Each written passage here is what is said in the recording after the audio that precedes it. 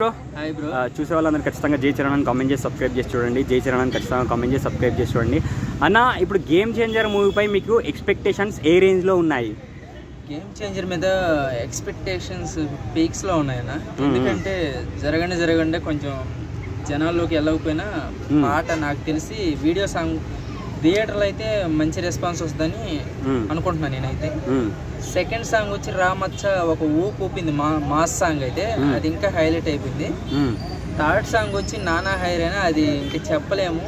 ఈ మధ్య కాలంలో ఇదే ఈ ఇయర్లో ఇదే బెస్ట్ సాంగ్ అని అందరు అన్నారు. అది ఎంత పెద్ద హిట్ అయిందో అందరికి తెలుసు. సాంగ్ అయితే నెక్స్ట్ లెవెల్లో ఉంటుంది. ఇంకా లింక్స్ చిన్న ఫొటోస్ అవి వాటర్లో సీన్స్ ఇవి అన్నీ నిన్న లీక్ చేశారు. ఇంకా వీడియో సాంగ్ అయితే ఇంకా హైలైట్ అయిపోద్దని నేను అనుకుంటున్నాను.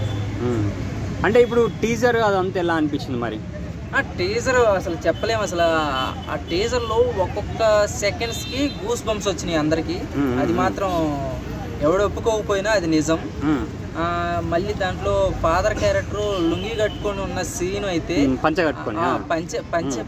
పంచకట్టు సీన్ అయితే డాడీ ఉంటాడు అంటే డాడీ ఏమైనా చనిపోతాడా, రాజకీయాల్లో ఎవరైనా మోసం చేసి చంపేస్తారా అనే దాని మీద సస్పెన్స్తో ఉంది జనాల్లో.